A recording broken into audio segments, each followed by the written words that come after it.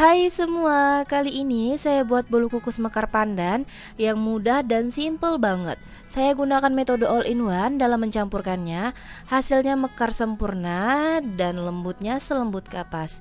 Yuk langsung aja kita buat sama-sama.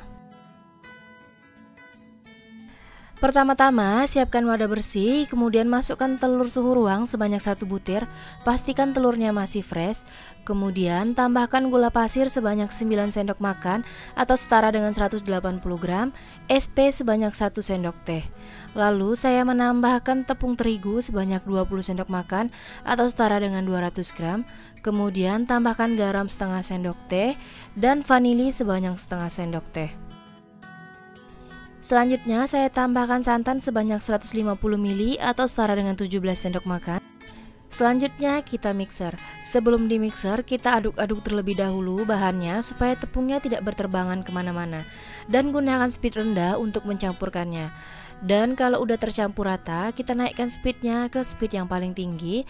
Lalu kita mixer kurang lebih selama 10 menit sampai adonannya mengembang, kental berjejak serta teksturnya halus dan ringan ya teman-teman.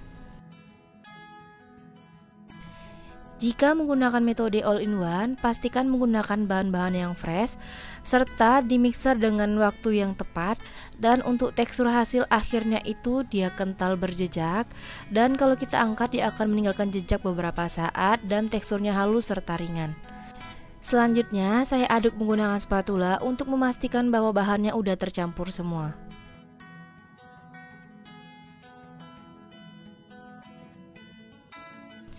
Untuk tekstur adonannya ini kental berjejak serta halus dan ringan ya teman-teman. Lalu adonan ini akan saya bagi menjadi 2 bagian, sama rata dan sama banyaknya.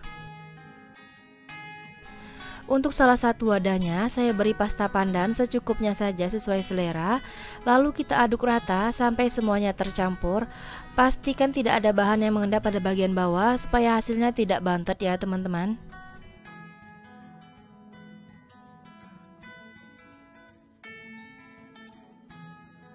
Dan adonan ini akan saya masukkan ke plastik segitiga supaya nanti mudah memasukkannya ke dalam cetakan ya teman-teman. Siapkan cetakan bolu mekar dan alasi paper cup di atasnya. Untuk ukurannya sendiri saya gunakan ukuran sedang ya teman-teman. Saya masukkan adonan putih sedikit terlebih dahulu, lalu timpa dengan adonan yang berwarna hijau, dan timpa lagi dengan adonan yang berwarna putih, serta timpa dengan adonan yang berwarna hijau. Saya buat bentuknya seperti motif zebra ya teman-teman, dan ini lakukan keseluruhannya sampai habis.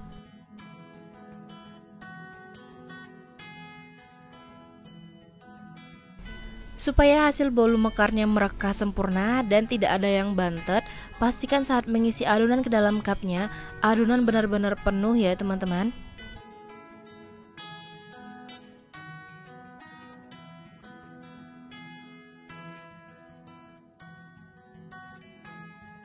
Jika udah terisi semua ke dalam cetakan, langsung aja kita kukus, jangan dibiarkan terlalu lama di suhu ruang.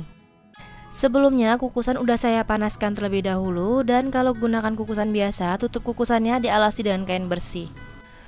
Pastikan kukusannya udah bener-bener panas dan airnya udah mendidih. Lalu kita masukkan adonan bolu mekarnya dan berikan jarak antar cupnya supaya merekahnya sempurna. Dan kita kukus dengan api yang paling besar kurang lebih selama 15 menit sampai matang.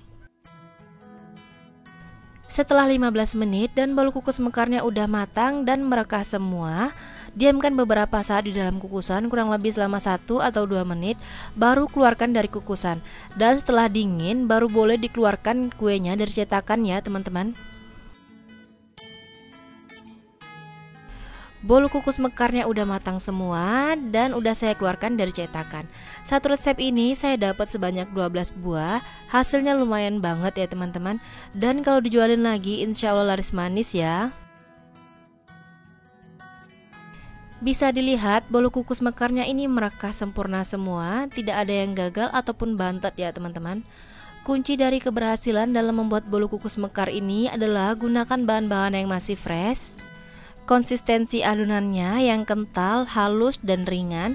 Kemudian gunakan kukusan yang udah panas dan kukus dengan api yang paling besar.